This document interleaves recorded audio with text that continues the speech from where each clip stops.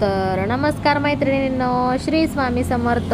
तर माझ्या स्वामी भक्तांचं माझ्या चॅनलमध्ये अजून एकदा पुन्हा स्वागत आहे. तर मैत्रिणींनो, तर शुभ सकाळ. तर मी तुम्हाला आज आपल्या देवघराबद्दल म्हणजे देवघरातल्या कळसाबद्दल थोडीशी माहिती सांगणार आहे. तर ती माहिती तुम्ही कंटिन्यू स्किप न करता व्हिडिओ पूर्णपणे ऐका किंवा बघा. तर मैत्रिणींनो, आपण घरामध्ये कळस का ठेवावा किंवा कळसाची पूजा का करावी, तर मी तुम्हाला ते सांगणार आहे. कळस ठेवणे हे खूप महत्त्वाचे आहे घरामध्ये. तर कळस ठेवल्याने आपल्या घरामध्ये कोणतेही संकट येत नसते.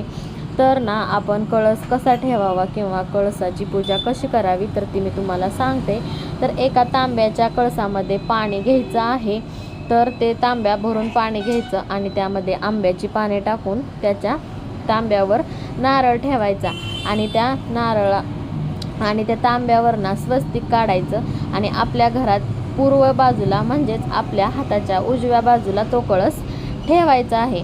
तर अशा पद्धतीने आपण कळसाची स्थापना करायची आहे आणि आपल्या देवघरामध्ये करायची आहे. तो नारळ बदलायचा नाही. एखाद्या वेळेस त्या नारळाला तडा गेला किंवा नारळ खराब झाला तर असं आपल्याला बघण्यास आलं तरच तो नारळ बदलायचा आहे, त्या जागी दुसरा नारळ घ्यायचा आहे. तर कळशामध्ये लावलेली पाने ही जर मंगळवारी बदलायची आहेत. जे आपण विड्याची पाने किंवा आंब्याची पाने लावतो तर ती पाने ना जर मंगळवारी बदलायची आहेत आणि त्यामधील पाणी रोज बदललं तरी चालतं किंवा आठवड्याला एकदा बदललं तरी चालतं. तर आपल्या घरामध्ये ना आपल्या कुलस्वामिनीच्या नावाने एखादा कळस नक्की स्थापन करा आणि त्याची पूजा नक्कीच करा. कळशावरून असं समजतं की आपल्यावर कुलस्वामिनीचा आशीर्वाद आहे आणि आपल्यावर राहणार आहे तिचा आशीर्वाद. त्यामुळे ना तिची कृपा आपल्यावर नेहमी राहते आणि आपल्या घरावर कोणतेही संकट आपली कुलस्वामिनी येऊ देत नाही.